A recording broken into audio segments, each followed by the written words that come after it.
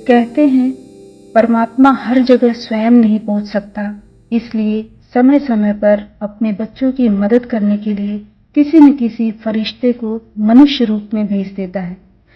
एक ऐसा ही फरिश्ता उसने हम सबके लिए भेजा जो हमें सत्य की राह दिखाती हैं, परमात्मा का परिचय देती हैं, अपनी जीवन शैली से ईश्वरीय मत पर चलने का पाठ सिखाती हैं, जिनकी सेवाओं के माध्यम से सैकड़ों जिंदगियों को प्रभु मिलन का सौभाग्य प्राप्त हुआ, जिनकी उपस्थिति, जिनका साइलेंस न सिर्फ सूक्ष्म वतन का आभास अपितु स्वयं शिव बाबा की उपस्थिति का अनुभव कराता है। दैवी गुणों से भरपूर, मधुरता की मूरत, स्नेह की सागर, आदरणीय राजयोगिनी ब्रह्मा कुमारी स्नेहल दीदी जी को उनकी सेवाओं की सिल्वर जुबली के सुअवसर पर हम सब बाबा के बच्चे उनको नमन करते हैं, उनकी प्रेम से परिपूर्ण पालना के लिए धन्यवाद देते हैं एवं भविष्य के लिए शुभकामनाएं देते हैं। आज बाबा के इस घर विश्व कल्याणी भवन के निर्माण दिवस के उपलक्ष्य में, साथ ही दीदी जी के ईश्वरीय समर्पण दिवस के 25वीं वर्षगांठ के अवसर पर हम उनकी निरंतर निस्वार्थ ईश्वरीय सेवाओं रूपी जीवन यात्रा की झलकियां देखेंगे। स्नेहल दीदी जी का जन्म 28 जनवरी 1981 को महाराष्ट्र के जलगांव जिले के पाचोरा स्थान पर हुआ। 3 भाई बहनों में ये सबसे छोटी संतान है। कुछ समय पश्चात लौकिक पिताजी की लौकिक सेवाओं के कारण सपरिवार तिरुपति बालाजी जाना हुआ।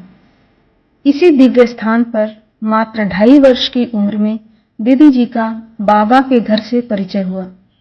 लौकिक माता पिता के साथ ही इन्होंने 7 दिवसीय कोर्स किया। इतनी सी बाल्यावस्था में इन्हें ज्ञान की गहराइयों का तो नहीं, किंतु बाबा के प्रेम और पवित्रता से भरपूर दिव्य ऊर्जा का आभास अवश्य हुआ। 3 बच्चों में इनका तीसरा नंबर, सबसे छोटी। बचपन से ही इनका शांत स्वभाव है। सभी लड़कियां बोलती थी ये मेरी खास फ्रेंड है, ये भले उनको जानो नहीं जानो, लेकिन सबको लगता था ये मेरी खास फ्रेंड है। ऐसे बचपन से ही न्यारी और प्यारी रही। इसके हाथ में कोई चीज नहीं और चाहिए, अपन बोलना कि दे देना स्नेहल, तो तुरंत पहले छोड़ देती, ले लो, हाँ जी करके, कभी जिद नहीं की कोई चीज से। दीदी जी का बचपन लौकिक और अलौकिक परिवार के बीच पलने लगा। बचपन से ही इन्हें शांत वातावरण और गहरी ईश्वरीय अनुभूतियों के प्रति आकर्षण था। योग के दौरान दीदी जी ने कई बार ट्रांस में जाकर सतयुग की झलकियां भी देखी। अन्य बच्चों की भांति मित्र सहेलियां तो थे, किंतु किसी में लगाव नहीं था। समय के साथ इनकी रुचि लौकिक शिक्षा के साथ भारत की सांस्कृतिक नृत्य कला भरतनाट्यम में हुई। अपनी तीक्ष्ण बुद्धि, लगन और बेहतरीन प्रदर्शन से इन्होंने भरतनाट्यम की 3 परीक्षाओं को पास किए। उस समय भी सेंटर पर कल्चरल प्रोग्राम हुआ करते थे। समय समय पर दीदी जी अपनी नृत्य प्रस्तुति के माध्यम से सबको मंत्रमुग्ध कर दिया करती थी। कई अवसरों पर इन्होंने यज्ञ के वरिष्ठ भाई बहनों, यज्ञ के आदि रतन रमेश भाई जी, आदरणीय प्रकाशमणि दादी जी, मोहिनी दीदी, संतोष दीदी जी एवं अन्य दादियों के समक्ष भी नृत्य प्रस्तुत किया। कहते हैं संस्कारों का रंग आत्मा पर बाल्यावस्था से ही चढ़ने लगता है। दीदी जी पर भी ईश्वरीय संस्कारों का रंग, गुणों की ग्राह्यता इनके चेहरे, चाल चलन एवं व्यक्तित्व में बचपन से ही झलकने लगा था। बचपन से वो ज्यादा करके बहनों के संपर्क में रहे। छोटे थे तब भी कई बार सेंटर पे दीदी के साथ में रह जाते थे। तिरुपति में तो हम थे, तब तो हम सवेरे जाते थे, तो कई बार बहनें इनको रख लेती थी। तब स्कूल में तो जाते नहीं थे, तो बहनें बोलती थी आप शाम में आएंगे ना तब लेकर जाना, तो कई बार बहनें अपने पास रख लेती थी, छोटी थी तभी। ईश्वरीय पालना और बाप दादा मिलन के बाद दीदी जी का लौकिकता से पूर्ण रूप से रुचि खत्म हो गई और उन्हें विश्वास होने लगा कि उन्हें पवित्र और सात्विक जीवन ही जीना है। ग्रेजुएशन की पढ़ाई पूरी होते ही जनवरी 2002 में दीदी जी ने अपना जीवन शिव बाबा को समर्पित कर स्वयं को यज्ञ की सेवाओं में अर्पित कर दिया और भानुदास नगर, जो यहीं संभाजी नगर में है, वहां सेंटर पर रहने लगी। सेंटर की प्रभारी शीला दीदी जी के सानिध्य में दीदी जी की ईश्वरीय सेवाओं का प्रारंभ हुआ। जब हम लेबर कॉलोनी में रहते थे, उन दिनों में प्रतिभा में शिवपुर में रहती थी, स्मृति लौकिक मम्मी। तो वहां से लेबर कॉलोनी क्लास में आते थे। उन दिनों में वो छोटी थी, करीब 5 साढ़े 5 साल की थी। वो पूरी बीच में मम्मी के साथ आती रहती थी। थोड़े समय के बाद फिर उसने सेंटर पर रहने का लक्ष्य रखा और रहने लगा। पढ़ाई तो पूरी ही थी, मेरे साथ करीब 10 साल रही। इसी समय काल में प्रभु मिलन के साथ दीदी जी को यज्ञ के अनन्य वरिष्ठ भाई बहनों और दादियों से मिलने का सौभाग्य मिलता रहा। दीदी जी नृत्य कला के साथ साथ पाक कला में भी पारंगत हैं। एक बार दादी जानकी का आगमन संभाजी नगर में हुआ।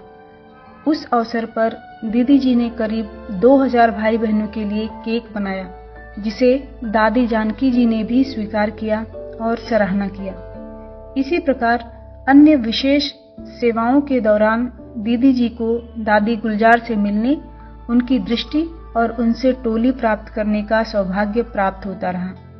इस प्रकार भानुदास नगर में दीदी सेवाएं देने के साथ साथ शीला दीदी की पालना एवं गाइडेंस का प्रत्यक्ष अनुभव लेती रही।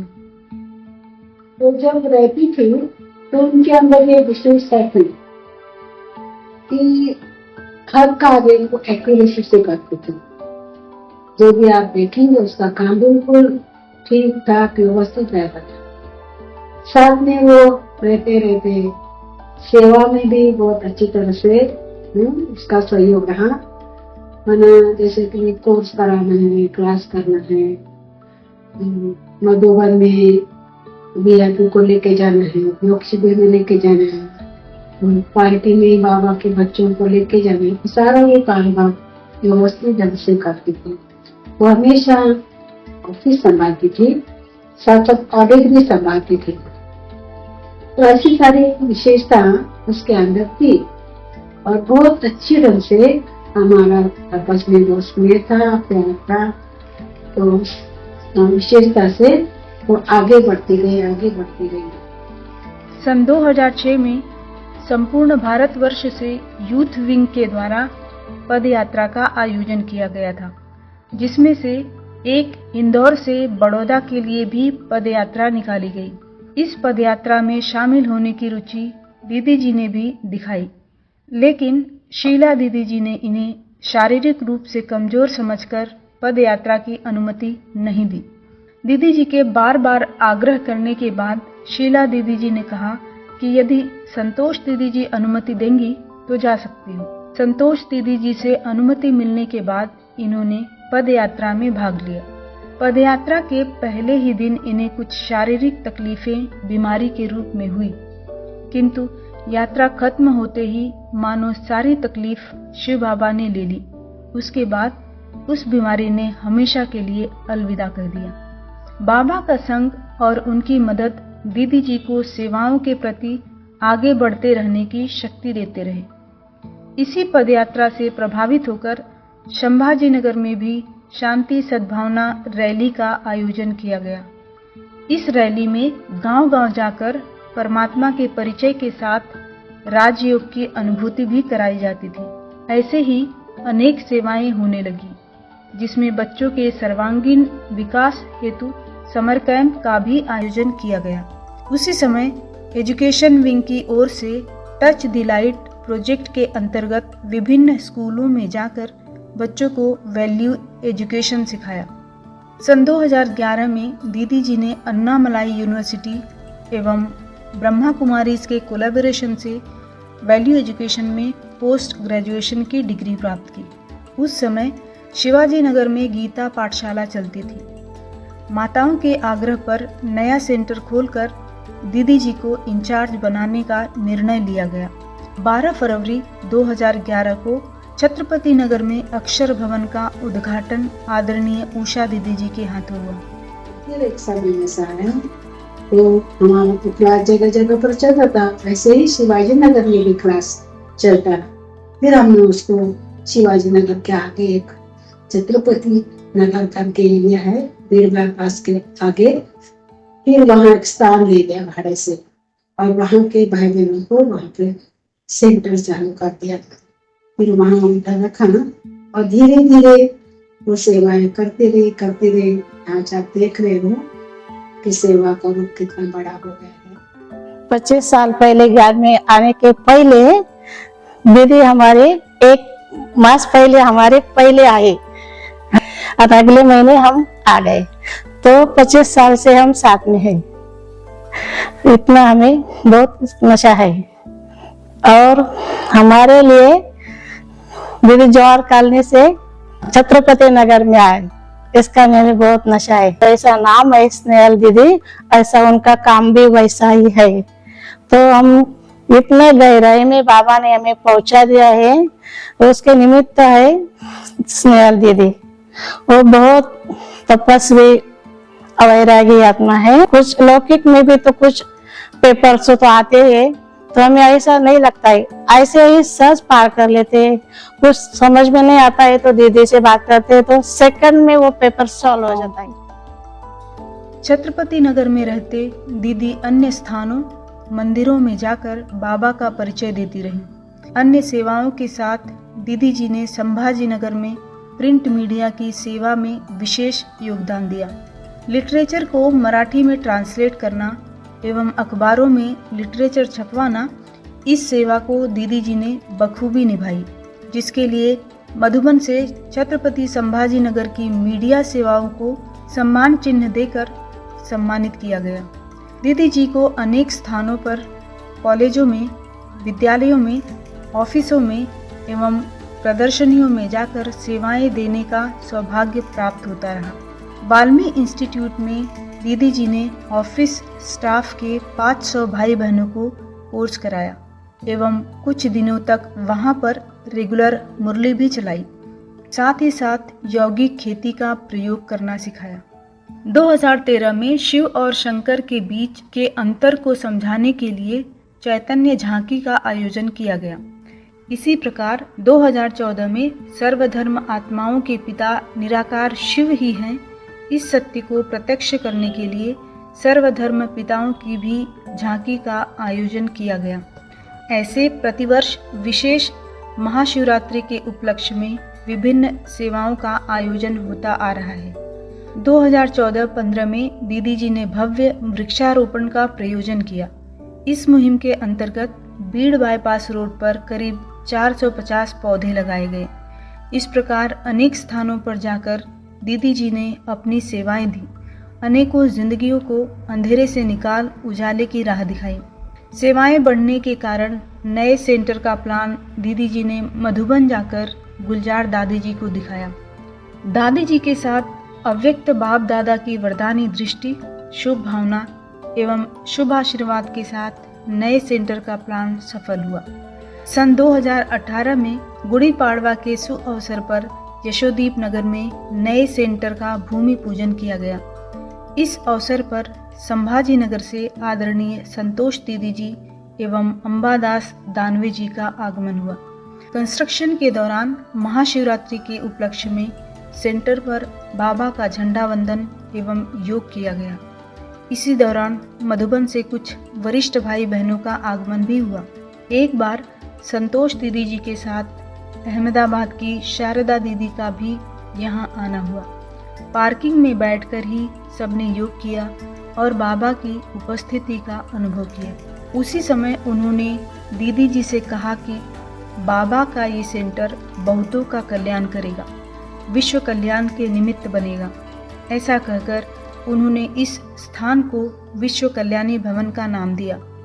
बाबा की दृष्टि, सर्व की शुभकामनाएं और दुआओं के परिणाम स्वरूप ठीक एक साल में विश्व कल्याणी भवन बनकर तैयार हो गया।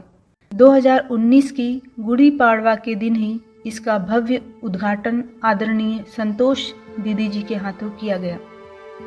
16 मई 2019 को विश्व कल्याणी भवन के मेडिटेशन हॉल में पहली बार बाबा की मुरली के साथ अन्य सेवाओं की शुरुआत हुई। ब्रह्म कुमारी की ये बात मुझे बहुत अच्छी लगती थी कि ये शरीर को नहीं देखना है, गुणों को देखना है, आत्मा को देखना है। तो वो बात मुझे बहुत अच्छी लगी और ऐसा एक्सपीरियंस है कि स्टार्टिंग से यहाँ पे किसी के भी शरीर को नहीं देखा जाता, गुणों को देखा जाता है। तो ये बात मुझे ब्रह्म कुमारी से जुड़ा कर, मतलब स्टार्टिंग से लास्ट तक मैं ब्रह्म कुमारी से इसी बात से जुड़ी गई कि उन्होंने कभी मेरे शरीर को नहीं देखा, मेरे गुणों को देखा। और लाइफ का एक ऐसा एक्सपीरियंस है कि मैंने जो कोई बातें सीखी है पहले मैंने वो ब्रह्म कुमारी से सीखी है। और जब मेरा MBBS का एग्जाम था तो दोपहर में एग्जाम था और स्टार्टिंग में मैं सेंटर पर मुरली के लिए गई थी, तब 2012 की बात है। तो संडे के दिन अव्यक्त वाणी चलती है, तो अव्यक्त वाणी के जो सेंटेंस थे, मतलब एग्जाम के पहले जो डर था, वो डर निकालने के लिए वो जो बातें थी इतनी महत्वपूर्ण हो गई कि मेरा पूरा एग्जाम पे फोकस हुआ। तो वो मैं अलौकिक बातें पहले लौकिक में ले गई और फिर लौकिक से अलौकिक में लेके गई। और बाबा की इतनी ज्यादा छत्र छाया, तो मैं जो सोचती हूँ मेरे जो जिंदगी में जो कुछ भी होता है तो उसको सॉल्व सिर्फ बाबा ही कर सकता है। मेरा ध्येय मुझे स्पष्ट नहीं था, तो बाबा ने ऐसी परिस्थिति निर्माण हो गई कि मेरा ध्येय स्पष्ट हो गया। आगे क्या करना है, कैसे करना है, ये सब मुझे बाबा ने दिया। और बाबा ये शरीर का, ये आत्मा का सेवा के लिए पूरेपूर उपयोग कर ले, यही मेरी इच्छा है। मेडिटेशन का अनुभव करने के लिए जो वातावरण है, जो डायरेक्शन देना है, जुड़ा के रखना है, ये सब ब्रह्म कुमारी स्नेहल दीदी ने हमारे साथ सेंटर से जुड़ा के लगा। जब हम सेंटर पे नहीं आते थे तो कोई प्रोग्राम पे सेंटर पे दीदी बुलाते थे, मेडिटेशन के लिए अलग बुलाते थे। तो सहयोग दीदी के बिना ये कार्य सफल नहीं हो सकता था। कोई चीज के लिए हासिल करने के लिए कोई ना कोई चाहिए हमारे साथ में, तो हर एक के लिए दीदी रहते। लेकिन मुझे ऐसा लगता है दीदी स्पेशल मेरे लिए है, जिन्होंने मुझे सेंटर से जुड़ा के रखा। मेरे ध्येय को स्पष्ट करने के लिए निमित्त सिर्फ दीदी थे। मेडिटेशन का प्रयास तो मैं हर दिन पहले से ही करती थी, लेकिन मुरली मेरी रेगुलर नहीं थी। इसके भी एक एक्सपीरियंस है, मैंने बाबा को लेटर लिखा था मुझे मुरली रेगुलर करनी। मेरी मुरली जो पहले महीने में एक बार होती थी, फिर हफ्ते में हो गई। मैंने बोला कि नहीं, मेरी जो मुरली है वो रेगुलर होनी चाहिए। उसके 1-1.5 महीने के बाद में ऐसा कुछ हुआ, परिस्थिति डेवलप कि मेरी मुरली भी रेगुलर हो गई। सिर्फ रेगुलर ही नहीं हुई, उसका अध्ययन भी बहुत अच्छे से हो रहा है वो। और अध्ययन के साथ साथ जो मुरली में धारणाएं आती है वो लाइफ में ऑटोमेटिकली होती जा रही है। इसका सब श्रेय दीदी को है। जो दीदी ये जो है तो वो बाबा तो कराते ही है, कि उसके लिए निमित्त दीदी ने बनाया कि दीदी के वजह से हम वो धारणाएं हमारे जीवन में ला सकते। रक्षाबंधन, गुरु पूर्णिमा, नवरात्रि, दीपावली, मकर संक्रांति एवं अन्य त्योहारों के अवसर पर भाई बहनें एकत्रित होते हैं तथा बाबा के घर में उत्साह से हर त्योहार मनाए जाते हैं। स्नेहल दीदी जी हमको इजी शब्दों में बाबा का ज्ञान देते हैं। जो ज्ञान रत्न अमूल्य है वो हमें दीदी जी से मिलते हैं। और दीदी को देखने के बाद हमेशा ऐसा फील होता है एक सरस्वती माँ हमारे सामने खड़े हैं और बाबा का ज्ञान हमारे सरस्वती माँ प्रदान कर रहे हैं। तो हमें बहुत खुशी लगती है, आनंद मिलता है। और हमेशा दूसरा दिन कब आता, सुबह कब आती है, यह हम राह देखते हैं।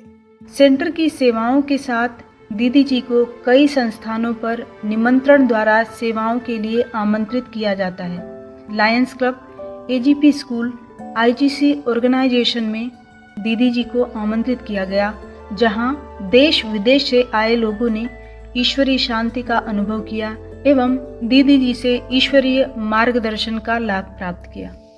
SRPF कैंप में भी रक्षाबंधन प्रोग्राम का आयोजन किया गया। इसी साल इंटरनेशनल नर्स डे के अवसर पर सेंटर पर नर्सेस ब्रदर एवं सिस्टर को आमंत्रित किया गया। ब्रह्मा कुमारी ज्वाइन होने से पहले मुझे हर रोज काफ़ी टेंशन रहता था और मैं काफ़ी उलझनों में रहता था, लेकिन अब मैं अच्छी तरह से बातों को, परिस्थितियों को और व्यक्तियों को हैंडल कर रहा हूँ। आदरणीय स्नेहल दीदी बाबा की मुरली अच्छी तरह से समझाते हैं। ऐसा लगता है कि स्वयं बाबा ही अनेक प्रश्नों के सॉल्यूशंस दे रहा है। ये पॉजिटिव चेंज मेरे लिए बहुत ही इम्पोर्टेंट है। विश्व कल्याणी भवन में आदरणीय स्नेहल दीदी के मार्गदर्शन में बहुत से स्पिरिचुअल प्रोग्राम्स होते हैं और इन सभी से मार्गदर्शन और जीवन जीने की दिशा मिलती है। मेरे लाइफ में जीवन जीने की दिशा दिखलाने के लिए बाबा को और दीदी को बहुत बहुत धन्यवाद।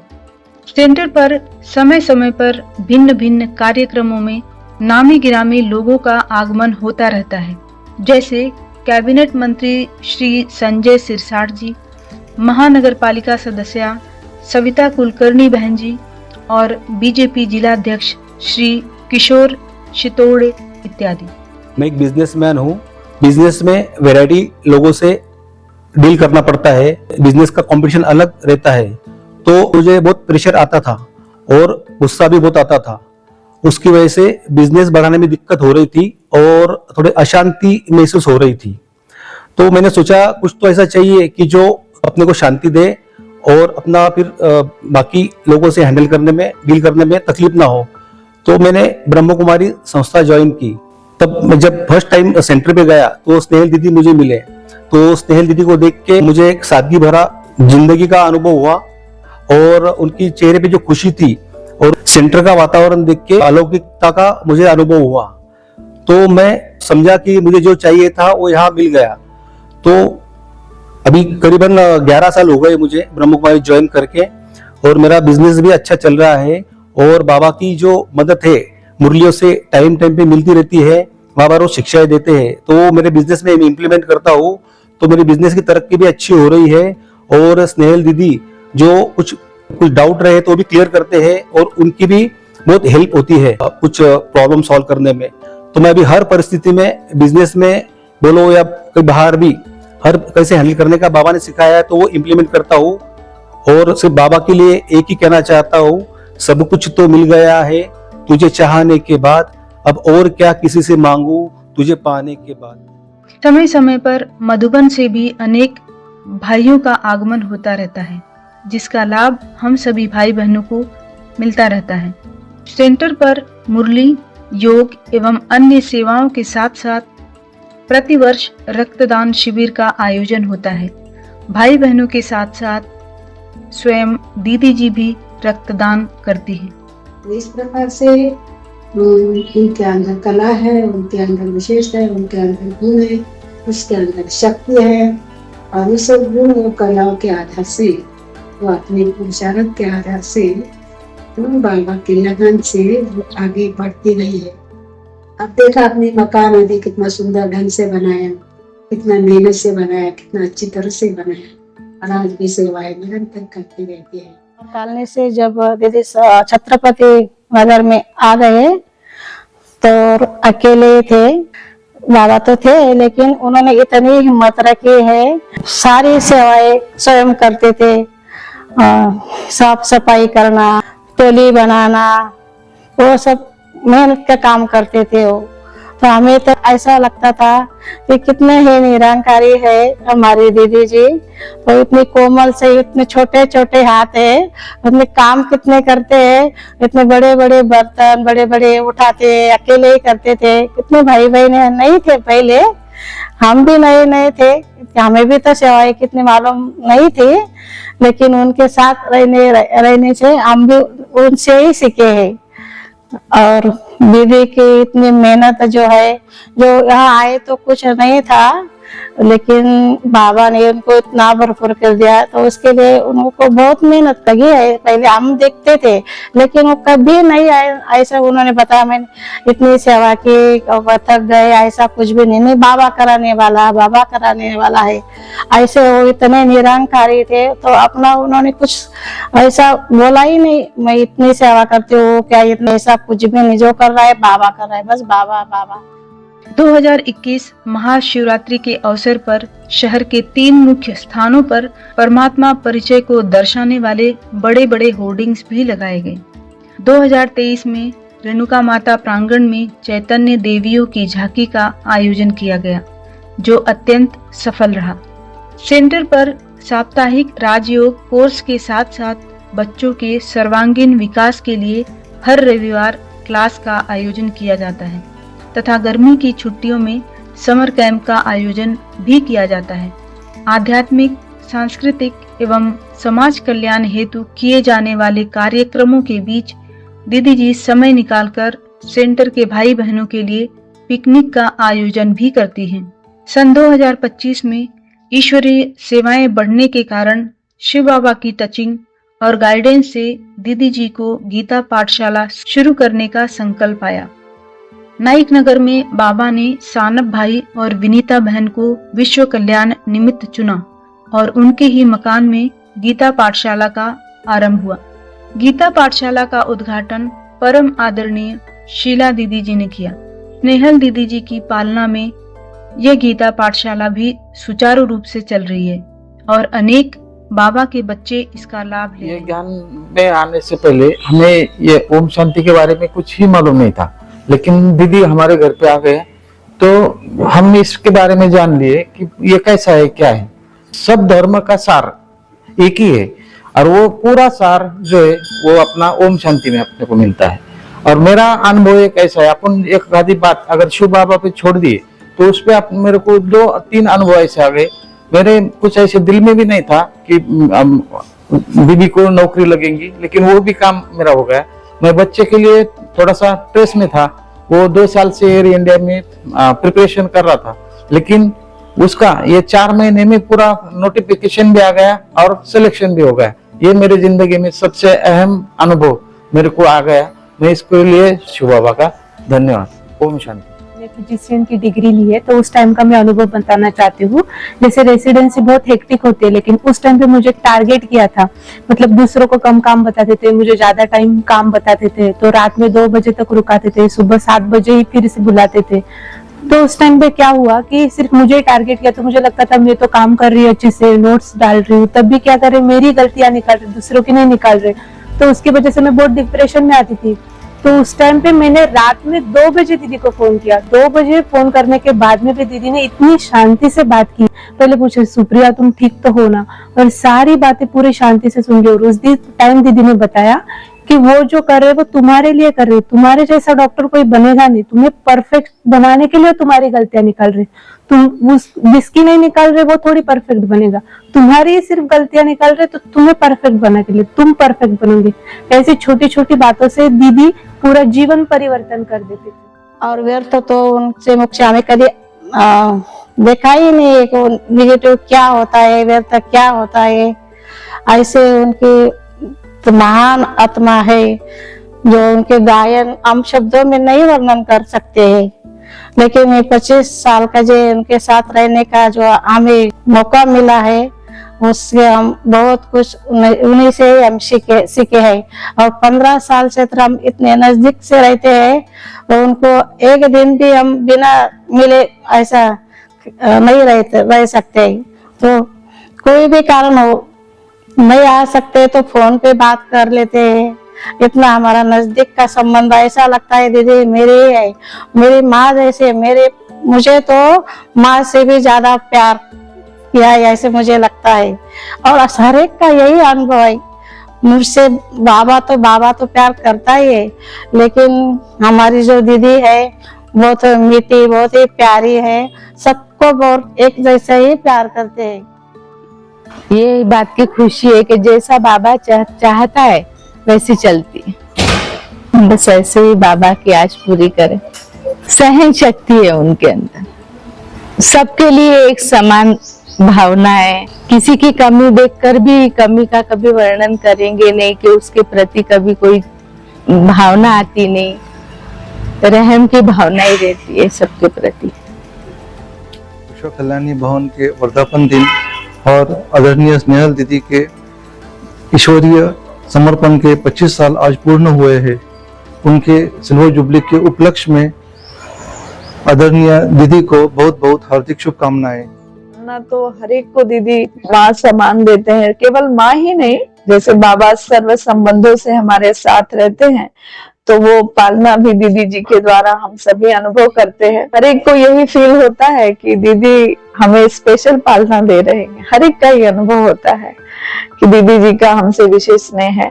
तो हमने देखा कि दीदी व्रत मुक्त हो चुके हैं संपूर्ण रीति से, तो हमें भी ये दीदी से प्रेरणा मिलती रहती है। दीदी को सेवाएं देते हुए समर्पित रूप से अभी 25 वर्ष पूरे हो गए हैं, तो ये बहुत ही हर्ष की बात है। और दीदी को इस उपलक्ष्य में बहुत हार्दिक बधाई है। तो हमारी यही शुभकामना है, शुभकामना है, ऐसे हमारे स्नेह आगे बढ़ते रहे, बाबा का कार्य करते रहे, बाबा का नाम बना करते रहे। ये हमारे बाबा से भी हमारी ओर से भी ये शुभकामनाएं है, शुभकामनाएं। ओम शांति। अपनी 25 साल की इस ईश्वरीय बेहद की सेवाओं के माध्यम से दीदी जी ने अनगिनत बाबा के बच्चों को बाबा से परिचित कराया। इनकी सेवाओं की न ही गणना की जा सकती है और न ही तुलना। आज इस मौके पर हम सब उस परम सत्ता, परम पिता, परमात्मा शिव को धन्यवाद कहते हैं कि उन्होंने हमें संसार की भीड़ से निकाल सही राह पर चलना सिखाया। हम धन्यवाद करते हैं आदरणीय ब्रह्मा कुमारी स्नेहल दीदी जी का, जिनकी पालना, जिनकी गाइडेंस हारे को सहारा बन राह दिखाती है, अंधेरे में रोशनी बन आगे का मार्ग प्रशस्त करती है। हम धन्यवाद करते हैं इस सुंदर संगठन का, उन भाई बहनों का जिनकी निरंतर और निस्वार्थ सेवा सेंटर पर आने वाले भाई बहनों को सुरक्षित महसूस कराती है और बाबा की उपस्थिति का एहसास दिलाती है एवं बाबा के यज्ञ को निर्विघ्न आगे बढ़ाने में मदद करती है। अंततः दीदी जी की सेवाओं का जितना वर्णन करें उतना कम होगा। सेवा ही संकल्प में जिनके और प्रभु मिलन ही जीवन का आधार। सेवा ही संकल्प में जिनके और प्रभु मिलन ही जीवन का आधार। त्याग, तपस्या और समर्पण की जो है प्रत्यक्ष अवतार। मैं नहीं, बस बाबा, और बाबा है जिनका संसार। ऐसी आदरणीय राजयोगिनी स्नेहल दीदी जी को बारंबार शुक्रिया, धन्यवाद और दिल से आभार। ओम शांति।